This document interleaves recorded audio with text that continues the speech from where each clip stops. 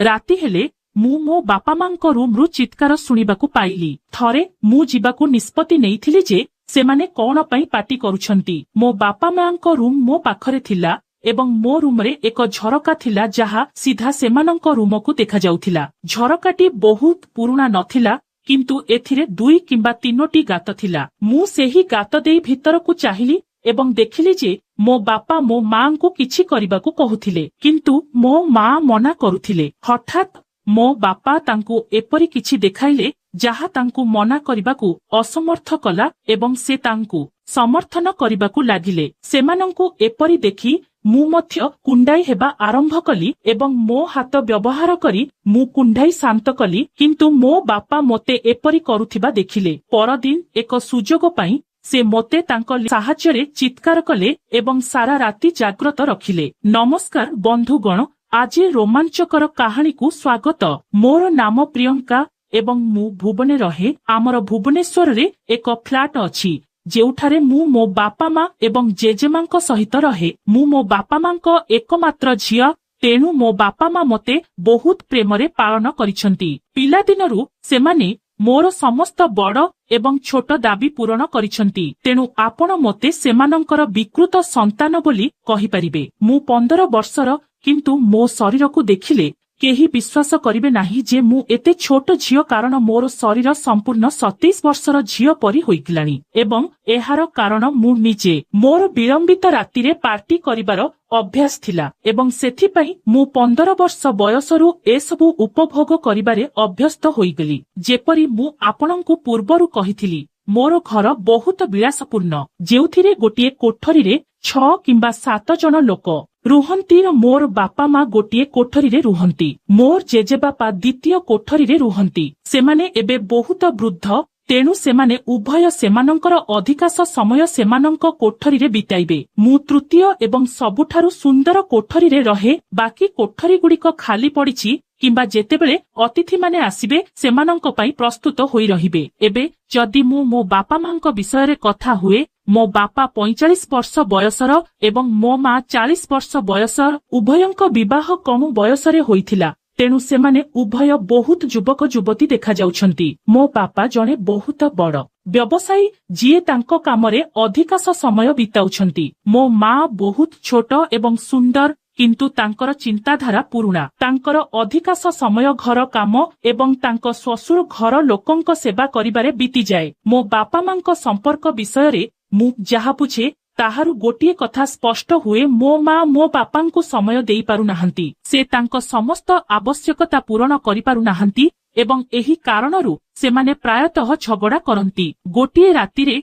रात्रि भोजन परे आमे समस्ते सोईबा पई आम कोठरी को जाउथिलु। हठात मु मो बापा मांको कोठरीरु झगड़ार शब्द सुनिली। सेमानंको कोठरी मो पाखरे थिला, तेणु मु एहाकु स्पष्ट भाबरे सुनी पारुथिली एवं झगड़ा आहुरी खराब हेउथिला। एहा प्रथम थर पई सेमाने झगड़ा करुथिले नाही, किंतु मु जानिबाकु चाहुथिली जे सेमाने कोन पई झगड़ा करूछंती। प्रथमे मु भाबिली मु जाई सीधा सड़ख मो बापा मांकु पचारिबा उचित, किंतु परे मु अनुभव कली जे सेमाने मो सामनारे लज्जित हेबे, तेणु मु पचारिबा उचित भाबिली नाही। किंतु तथापि कारण जानिबार इच्छा मो मनरे आहुरी प्रबल होईगला एवं जेतेबेले मु आउ सह्य करि पारिली नाही, मु उठी देखिबाकु चेष्टा कली। मो कोठरीरे एक झरका थिला जहा मो बापा मांको कोठरी को देखा जाउथिला। झरकाटी बहुत पुराना नथिला, किंतु एथिरे 2 किंबा 3टी स्थानरे कणा थिला। मु सेही कणा देई सेमानंको कोठरी भितरकु देखिबाकु चेष्टा कली। प्रथमे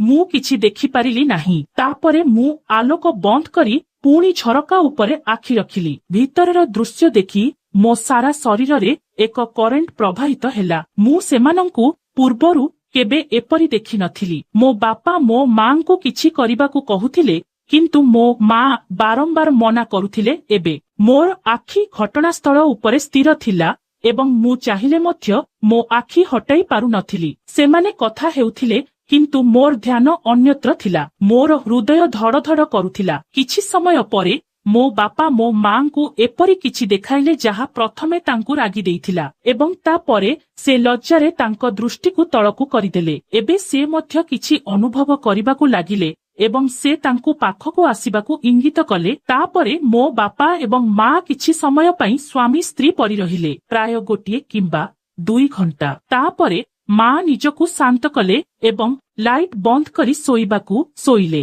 ଏବେ ତାଙ୍କ କୋଠରୀରେ ସମ୍ପୂର୍ଣ୍ଣ ଅନ୍ଧାର ଥିବାରୁ ମୁଁ କିଛି ଦେଖିପାରିଲି ନାହିଁ। ତେଣୁ ମୁଁ ଯାଇ ମୋ ବିଛଣାରେ ଶୋଇଗଲି। ଏସବୁ ଦେଖିବା ପରେ ମୁଁ ଶୋଇପାରିଲି ନାହିଁ। ମୋ ଆଖି ସାମ୍ନାରେ ସମାନ ଘଟଣା ଘଟୁଛି ଯାହା ମୁଁ କିଛି ସମୟ ପୂର୍ବରୁ ଦେଖିଥିଲି। ମୁଁ ଭାବୁଥିଲି ଯେ ମୋର କେହି ଥିଲେ ଯିଏ ମୋତେ ଏହିପରି ତାଙ୍କ ପ୍ରେମରେ ବୁଡାଇ ଦେବେ। ଏସବୁ ଭାବି ମୁଁ ମଧ୍ୟ କୁଣ୍ଡାଇ ହେବା ଆରମ୍ଭ କଲି। ତାପରେ ପ୍ରଥମ ଥର ପାଇଁ ମୁଁ ମୋ ହାତର ସାହାଯ୍ୟ ନେଇଥିଲି, କାରଣ ସେତେବେଳେ କୁଣ୍ଡାଇବା ପାଇଁ କେହି ନଥିଲେ। କିନ୍ତୁ ସେତେବେଳେ ମୋତେ ଲାଗିଲା ଯେପରି କେହି ମୋତେ କୁଣ୍ଡାଇ ଦେଉଛି। ତ ମୁଁ ସେ ବିଷୟରେ ଅଧିକ ଧ୍ୟାନ ଦେଲି ନାହିଁ ଏବଂ ମୋର ପୁରୁଣା କାହାଣୀ ବିଷୟରେ ଭାବି ମୁଁ ଅଧଘଣ୍ଟା ପର୍ଯ୍ୟନ୍ତ କୁଣ୍ଡାଇ ରହିଲି ଏବଂ ମୁଁ ଥକ୍କା ନ ପଡ଼ିବା ପର୍ଯ୍ୟନ୍ତ ମୁଁ ପୋଷାକ ନ ପିନ୍ଧି ଶୋଇ ପଡ଼ିଲି। ପରଦିନ ସକାଳେ ମା ଡାକିଲେ, ପ୍ରିୟଙ୍କା ଶୋଇଛି, ସେ ଆଜି ଏଠାରେ ନାହିଁ। ତାଙ୍କ ସ୍ୱର ଶୁଣି ହଠାତ୍ ମୋର ଆଖି ଖୋଲିଗଲା ଏବଂ ମୁଁ ସିଧା ଉଠି ବାଥରୁମକୁ ଗଲି। ତାପରେ ପୁଣି ଥରେ ସେହି ଦୃଶ୍ୟ ମୋ ଆଖି ସାମ୍ନାରେ ଦେଖାଦେବାକୁ ଲାଗିଲା। କେବଳ ଏହା ଭାବିବା ଦ୍ୱାରା ମୋତେ କୁଣ୍ଡେଇ ହେବ। ଏଥର ମୁଁ ହାତ ଧୋଇବା ଏବଂ ସାବୁନ ସାହାଯ୍ୟରେ କୁଣ୍ଡେଇକୁ କମ କରିଦେଲି ଏବଂ ତାପରେ ମୁଁ ଭଲ ଅନୁଭବ କଲି। କୌଣସି ପ୍ରକାରେ ମୁଁ କଲେଜ ପାଇଁ ପ୍ରସ୍ତୁତ ହୋଇଗଲି। ଯେତେବେଳେ ମୁଁ ପୋଷାକ ପିନ୍ଧି ବାହାରକୁ ଆସିଲି, ମୁଁ ଡାଇନିଂ ଟେବୁଲରେ ମୋ ବାପାଙ୍କୁ ଭେଟିଲି। ମୁଁ ପ୍ରତିଦିନ ସକାଳେ ତାଙ୍କୁ ଶୁଭ ସକାଳ କାମନା କରୁଥିଲି, ତେଣୁ ସେହିଦିନ ମଧ୍ୟ ମୁଁ ତାଙ୍କୁ ସମାନ କାମନା କରି ତାଙ୍କ ପାଖରେ ଚେୟାରରେ ବସି ଜଳଖିଆ ଖାଇବା ଆରମ୍ଭ କଲି। ମୋର କଲେଜ ବସ୍ ଶୀଘ୍ର ଆସିବାକୁ ଯାଉଥିଲା, ତେଣୁ ମୁଁ ଶୀଘ୍ର ଜଳଖିଆ ଖାଇ ବାହାରେ ଠିଆ ହେଲି। କିନ୍ତୁ ଆଜି ମୋର ବାପାଙ୍କୁ ଛାଡ଼ି ଯିବାକୁ ଇଚ୍ଛା ହେଲା ନାହିଁ। କିଛି ଭାବିବା ପରେ ମୁଁ ଘର ଭିତରକୁ ଯାଇ ବାହାନା କଲି ଯେ ମୋର କଲେଜ ବସ୍ ଚାଲିଯାଇଛି। ଯେତେବେଳେ ମୁଁ ବସ୍ ମିସ୍ କରୁଥିଲି, ମୋ ବାପା ମୋତେ ସ୍କୁଲରେ ଛାଡ଼ି ଦେଉଥିଲେ। ଏହା ଶୁଣି ମୋ ମା କହିଲେ, ପ୍ରିୟଙ୍କା, ତୁମ ବାପାଙ୍କୁ କୁହ ସେ ତୁମକୁ କଲେଜକୁ ଛାଡ଼ିଦେବେ। ମୁଁ ଖୁସିରେ ମୋ ବାପାଙ୍କ ରୁମକୁ ଯାଇ ସବୁକିଛି କହିଲି ଏବଂ ସେ ମୋତେ କଲେଜରେ ଛାଡ଼ିବାକୁ ରାଜି ହେଲେ। ମୁଁ କହିଲି, ବାପା, ଶୀଘ୍ର ପ୍ରସ୍ତୁତ ହୁଅ, ମୋର ଡେରି ହେଉଛି। ମୋ ବାପା କହିଲେ, ତୁମେ ସ୍କୁଟି ବାହାର କର, ମୁଁ ସାର୍ଟ ପିନ୍ଧି ଆସିବି। ମୁଁ ଶୀଘ୍ର ସ୍କୁଟି ବାହାର କରି ବାହାରେ ଠିଆ ହୋଇ ମୋ ବାପାଙ୍କ ଅପେକ୍ଷାରେ ରହିଲି। ମୁଁ ଏହା କରିବାକୁ ଲାଗିଲି। ମୋ ବାପା ସାଧାରଣତଃ ମୋତେ କାର ଯୋଗେ କଲେଜ ଛାଡ଼ି ଦେଉଥିଲେ, କିନ୍ତୁ ସେହିଦିନ ମୋର ଜିଦରେ ସେ ମୋତେ ସ୍କୁଟିରେ ନେଇଯାଉଥିଲେ। ବନ୍ଧୁଗଣ, ଏପର୍ଯ୍ୟନ୍ତ ମୋର ଯୋଜନା ସଫଳ ହୋଇଥିଲା, କିନ୍ତୁ ପରବର୍ତ୍ତୀ ଯୋଜନାରେ କିଛି ବିପଦ ଥିଲା। କିନ୍ତୁ ମୁଁ ନିଶ୍ଚିତ ଥିଲି ଯେ ଏହା କୌଣସି ପ୍ରକାରେ ସଫଳ ହେବ। ମୁଁ ତାଙ୍କ ପଛରେ ବସିଗଲି ଏବଂ ତାପରେ ଆମେ କଲେଜ ଅଭିମୁଖେ ଯାତ୍ରା କଲୁ। ମୋର କଲେଜ ଘରଠାରୁ ପ୍ରାୟ 12 କିଲୋମିଟର ଦୂରରେ ଥିଲା। ଘର ଏବଂ କଲେଜ ମଧ୍ୟରେ ଦୂରତା ବହୁତ ଥିଲା ଏବଂ ସକାଳ ସମୟ ଥିଲା, ତେଣୁ ରାସ୍ତା ସମ୍ପୂର୍ଣ୍ଣ ନିର୍ଜନ ଥିଲା। ଯେତେବେଳେ ଆମେ ଘରୁ 3 କିଲୋମିଟର ଦୂରରେ ଆସିଲୁ, ମୁଁ ମୋ ବାପାଙ୍କୁ କହିଲି, ବାପା, ଏବେ ମୁଁ ସ୍କୁଟି ଚଲାଇବି। ଏବେ ଦୁର୍ଘଟଣାର କୌଣସି ଆଶଙ୍କା ନାହିଁ। ମୋ ବାପା ଚିନ୍ତିତ ହୋଇ କହିଲେ, ହଁ ଠିକ ଅଛି, କିନ୍ତୁ ମୁଁ ହ୍ୟାଣ୍ଡେଲ ଧରିବି। ଏବେ ମୁଁ ମୋର ଯୋଜନା ସଫଳ ହେଉଥିବା ଦେଖିପାରୁଥିଲି। ମୁଁ ତାଙ୍କ କଥାରେ ରାଜି ହୋଇଗଲି। ବାପା ଗାଡ଼ିଟିକୁ ସାଇଡରେ ଅଟକାଇଲେ, ମୋତେ ତାଙ୍କ ସାମ୍ନାରେ ବସାଇଲେ। ତାଙ୍କ 2 ହାତ ମୋ କାଖ ତଳେ ରଖି ହ୍ୟାଣ୍ଡେଲକୁ ଧରିଲେ। ସେ ଧୀରେ ଧୀରେ ସ୍କୁଟି ଚଲାଇବାକୁ ଲାଗିଲେ। କିନ୍ତୁ ଏବେ ମୋର ଧ୍ୟାନ ସ୍କୁଟି ଚଲାଇବା ଉପରେ ନଥିଲା, କାରଣ ମୋର ଉଦ୍ଦେଶ୍ୟ ଅନ୍ୟ କିଛି ଥିଲା। ଏହିପରି ମଜା କରିବା ସମୟରେ ମୁଁ କଲେଜରେ ପହଞ୍ଚିଲି ଏବଂ କଲେଜରେ ପହଞ୍ଚିବା ମାତ୍ରେ ମୁଁ ବାପାଙ୍କୁ ମୋର ସମସ୍ତ କାମନା କଲି। ମୋର କାର୍ଯ୍ୟକଳାପ ଦେଖି ବାପା ଟିକେ ଚିନ୍ତିତ ହୋଇଗଲେ, କାରଣ ମୁଁ ପୂର୍ବରୁ କେବେ ଏପରି କିଛି କରିନଥିଲି। ମୋତେ କଲେଜରେ ଛାଡ଼ିବା ପରେ ବାପା ଘରକୁ ଫେରିଗଲେ। ଫେରିବା ପରେ ମଧ୍ୟ ମୋ ମନରେ ସମାନ କଥା ଚାଲିଥିଲା। ଏବେ ମୋତେ ବାପାଙ୍କ ସହିତ ଗାଡ଼ିରେ ବସିବାକୁ ଲାଗୁଥିଲା। ଏବେ ମୁଁ ଜାଣିପାରୁନାହିଁ ମୋ ସହିତ କଣ ହେଉଛି। ମୋ ଭିତରେ ଏପରିକି ଝଡ଼ ଉଠୁଥିଲା ଯେ ମୁଁ ମୋ ନିଜ ବାପାଙ୍କ ସହିତ ଏସବୁ କରିବାକୁ ଭାବିବାକୁ ଲାଗିଲି। ହଁ, ଏବେ ଚାଲ ଆଗକୁ ବଢିବା। ତାପରେ ମୁଁ ମୋର ଇଚ୍ଛା ଏବଂ ମନରେ ଝଡ଼ ନେଇ ଘରେ ପହଞ୍ଚିଲି। ସେତେବେଳେ ପ୍ରାୟ 3ଟା ବାଜିଥିଲା ଏବଂ ଘରେ ମୋ ଜେଜେବାପାଙ୍କ ବ୍ୟତୀତ କେହି ନଥିଲେ। ମା କୌଣସି ସ୍ଥାନକୁ ଯାଇଥିଲେ ଏବଂ ବାପା ତାଙ୍କ ଅଫିସରେ ଥିଲେ। କଲେଜରୁ ଫେରିବା ପରେ ମୁଁ ବାଥରୁମକୁ ଯାଇ ଫ୍ରେଶ ହୋଇ ବାହାରକୁ ଆସିଲି। ମୁଁ ବହୁତ ଥକି ଯାଇଥିଲି, ତେଣୁ ମୁଁ ବିଛଣାରେ ଚୁପଚାପ ଶୋଇପଡ଼ିଲି ଏବଂ ମୁଁ କେତେବେଳେ ଶୋଇପଡ଼ିଲି ତାହା ଜାଣିପାରିଲି ନାହିଁ। ଯେତେବେଳେ ମୁଁ ଆଖି ଖୋଲିଲି, ସନ୍ଧ୍ୟା 6 ବାଜିଗଲା। ତାପରେ ମୁଁ ଫ୍ରେଶ ହେଲି ଏବଂ ପୋଷାକ ପିନ୍ଧିଲି। ମୁଁ ମଧ୍ୟ ସେହିଦିନ ଭିନ୍ନ ଦେଖାଯାଉଥିବା ପୋଷାକ ପିନ୍ଧିଥିଲି। ଏବେ ବାପାଙ୍କ ଆସିବାର ସମୟ ହୋଇଗଲା, କିନ୍ତୁ ମା କେତେବେଳେ ଆସିବେ ତାହା ଜାଣିନଥିଲେ। ସନ୍ଧ୍ୟା 7 ବାଜିଗଲା। ଯେତେବେଳେ ସେ ଡୋରବେଲ ବଜାଇଲେ, ମୁଁ ଦୌଡ଼ି ଯାଇ କବାଟ ଖୋଲିଲି। ମୁଁ ଜାଣିଥିଲି ଯେ ମୋ ବାପାଙ୍କ ଆସିବାର ସମୟ ହୋଇଗଲା। ମୁଁ କବାଟ ଖୋଲିବା ମାତ୍ରେ ମୋ ବାପା ମୋତେ ଦେଖି ହସି କହିଲେ, ଝିଅ, ଆଜି ତୁମେ ବହୁତ ସ୍ମାର୍ଟ ଦେଖାଯାଉଛ।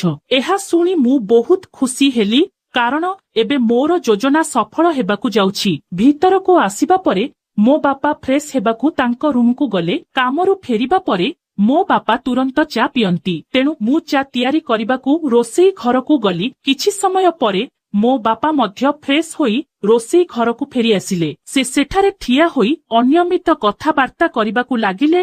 ମୁଁ ପଛକୁ ଫେରି ବାପାଙ୍କୁ ଚାହିଁଲି, କିନ୍ତୁ ତାଙ୍କ ଆଖି ଅନ୍ୟ କୌଣସି ସ୍ଥାନରେ ଥିଲା। ଏବେ ମୋତେ ଲାଗୁଥିଲା ଯେ ମୋର ଇଚ୍ଛା ପୂରଣ ହେବ ଏବଂ ମୁଁ ସେମିତି ସେଠାରେ ଠିଆ ହୋଇଗଲି। ଚା ପ୍ରସ୍ତୁତ ଥିଲା, ତେଣୁ ମୁଁ ତାଙ୍କୁ ଚା ଦେଇ ବାଥରୁମକୁ ଗଲି ନିଜକୁ ଶାନ୍ତ କରିବା ପାଇଁ। ବାଥରୁମରୁ ବାହାରକୁ ଆସିବା ମାତ୍ରେ ମୁଁ ଦେଖିଲି ଯେ ମୋ ମା ଆସିଛନ୍ତି। ସେହି ସମୟରେ ତାଙ୍କୁ ଘରେ ଦେଖି ମୁଁ ବହୁତ ରାଗିଗଲି, କାରଣ ମୋର ଇଚ୍ଛା ପୂରଣ ହେବାକୁ ଥିଲା। ଏବେ ତାଙ୍କ ଆସିବା ପରେ ଏପରି କିଛି ହେବ ନାହିଁ। ମୋତେ ମୋ ବାପାଙ୍କୁ ମୋର ଇଚ୍ଛା ଜଣାଇବାକୁ ପଡ଼ିଲା, ଯାହା ମୁଁ ମୋ ମାଙ୍କ ଆଗରେ କରିପାରିବି ନାହିଁ। ମୋ ମାଙ୍କ ଆସିବା ପରେ ମୋ ବାପା ମଧ୍ୟ ଟିକେ ଦୁଃଖିତ ହୋଇଥିଲେ। ଆମେ ବିରକ୍ତ ହୋଇଯାଇଥିଲୁ, କାରଣ ସେ କିଛି କରୁନଥିଲେ କିମ୍ବା ତାଙ୍କୁ କିଛି କରିବାକୁ ଦେଉନଥିଲେ। ମା ଖାଦ୍ୟ ରାନ୍ଧିଥିଲେ ଏବଂ ଆମେ ସମସ୍ତେ ଏକାଠି ବସି ଖାଇଲୁ। ଖାଇସାରିବା ପରେ ବାପା ମୋତେ କହିଲେ, ପ୍ରିୟଙ୍କା, ଚାଲ ବୁଲିବାକୁ ଯିବା। ବାପା ମୋତେ ଘର ବାହାରକୁ ନେଇଗଲେ ଏବଂ ତାପରେ ବାହାରକୁ ଆସିବା ପରେ ତାଙ୍କର ମନୋଭାବ ବଦଳିଗଲା ଏବଂ ସେ ମୋତେ କହିଲେ, ଆସ ପୁଅ, ଆଜି ଏକ ସିନେମା ଦେଖିବା। ଅନେକ ଦିନ ଧରି ଆମେ ବାପା ଝିଅ ଏକା କିଛି ସମୟ ପାଇପାରି ନଥିଲୁ। ତାପରେ ମୁଁ ବାପାଙ୍କ ପ୍ରତି ଏତେ ଭଲ ପାଇବା ଅନୁଭବ କଲି ଯେ ସେ ମୋ ସହିତ ଏକା ରହିବାକୁ ବହୁତ ଚେଷ୍ଟା କରୁଥିଲେ। ଯାହା ହେଉ, ଆମେ ସ୍କୁଟର ଚଲାଇ ଏକ ସିନେମା ହଲରେ ପହଞ୍ଚିଲୁ ଏବଂ ରାସ୍ତାରେ ମୁଁ ମାଙ୍କୁ ଫୋନ କରି କହିଲି ଯେ ଆମେ ଏକ ସିନେମା ଦେଖିବାକୁ ଯାଉଛୁ। ସିନେମା ହଲରେ ବହୁତ ଭିଡ଼ ନଥିଲା, କାରଣ ଏକ ପୁରୁଣା ସିନେମା ଚାଲୁଥିଲା। ସମଗ୍ର ହଲରେ ପ୍ରାୟ 50-60 ଜଣ ଲୋକ ଥିଲେ। ବାପାଙ୍କ ବୁଝାମଣା ଦେଖି ମୁଁ ବହୁତ ଖୁସି ହେଲି। ଯଦି ସେ ଚାହିଁଥାନ୍ତେ ତେବେ ସେ ଏକ ନୂତନ ସିନେମା ଦେଖିବାକୁ ଯାଇପାରିଥାନ୍ତେ, କିନ୍ତୁ ସେଠାରେ ବହୁତ ଭିଡ଼ ଥିଲା ଏବଂ ଆମେ ଦୁହେଁ ଭଲ ସମୟ ବିତାଇ ନଥାନ୍ତୁ। ବାପା ସବୁଠାରୁ ମହଙ୍ଗା ଟିକେଟ କିଣିଲେ ଏବଂ ତାପରେ ଆମେ ବାଲକୋନିରେ ବସିଲୁ। ସେତେବେଳେ ସବୁକିଛି ମୋ ଇଚ୍ଛା ଅନୁସାରେ ଚାଲିଥିଲା। ଆମ ବ୍ୟତୀତ ବାଲକୋନିରେ କେବଳ ସ୍ୱାମୀ ସ୍ତ୍ରୀ ଥିଲେ। ଦମ୍ପତି ବସିଥିଲେ ଏବଂ ସେ ମଧ୍ୟ ଆଗ ସିଟ୍ରେ ବସିଥିଲେ। ଏବେ ଆମେ ଦୁହେଁ ଅଧିକ ଆରାମଦାୟକ ଅନୁଭବ କଲୁ। କିଛି ସମୟ ପରେ ସିନେମା ଆରମ୍ଭ ହେଲା, କିନ୍ତୁ ସତ୍ୟ କହିବାକୁ ଗଲେ ମୋର ଧ୍ୟାନ ସିନେମା ଉପରେ ନଥିଲା। ମୋର ସମ୍ପୂର୍ଣ୍ଣ ଧ୍ୟାନ ବାପାଙ୍କ ଉପରେ ଥିଲା ଏବଂ ସେ ମଧ୍ୟ ମୋତେ ଏକ ପାଖରେ ଦେଖୁଥିଲେ। ଏବେ କିଏ ଆରମ୍ଭ କରିବ ତାହା କେବଳ ସମୟ ଥିଲା। ମୁଁ ବାପାଙ୍କ ସହିତ ରହିବାକୁ ମରୁଥିଲି ଏବଂ ସେହି ମୁହୂର୍ତ୍ତରେ ମୋତେ ଲାଗିଲା ଯେପରି କୌଣସି ପଶୁ ମୋ ଗୋଡ଼କୁ କାମୁଡ଼ି ଦେଇଛି। ମୁଁ ତୁରନ୍ତ ଠିଆ ହୋଇଗଲି ତ ବାପା ଭୟଭୀତ ହୋଇ ପଚାରିଲେ, କଣ ହୋଇଛି ଝିଅ? ମୁଁ ତାଙ୍କୁ କହିଲି ଯେ ମୋତେ ଲାଗୁଛି ଯେପରି କୌଣସି ପୋକ ମୋ ଗୋଡ଼କୁ କାମୁଡ଼ିଛି। ବାପା କହିଲେ, ଠିକ୍ ଅଛି, କୌଣସି ଅସୁବିଧା ନାହିଁ। ଯଦି କୌଣସି ପୋକ ତୁମକୁ ପରବର୍ତ୍ତୀ ସମୟରେ କାମୁଡ଼ିଥାଏ, ତେବେ ତୁମେ ମୋ ସିଟ୍ ପାଖକୁ ଆସ, ମୁଁ ତୁମ ସିଟ୍ ପାଖକୁ ଯିବି। ତାଙ୍କ କଥା ଶୁଣି ମୁଁ ବସିଲି। ତାପରେ 4-5 ମିନିଟ୍ ପରେ ମୁଁ ପୁଣି ଦେଇ ପଡ଼ିଠିଆ ହେଲି, କିନ୍ତୁ ଏଥର କେହି ମୋତେ କାମୁଡ଼ି ନଥିଲେ, ବରଂ ମୁଁ ଜାଣିଶୁଣି ଠିଆ ହୋଇଥିଲି। ମୋତେ ଏପରି ଦେଖି ବାପା ହସି କହିଲେ, ପ୍ରିୟଙ୍କା, ତୁମେ ମୋ ସିଟ୍ ପାଖକୁ ଆସ। ମୁଁ କହିଲି, ନା ବାପା, କି ମୋତେ କାମୁଡ଼ିବା ପରି ତୁମକୁ ମଧ୍ୟ କାମୁଡ଼ିବ।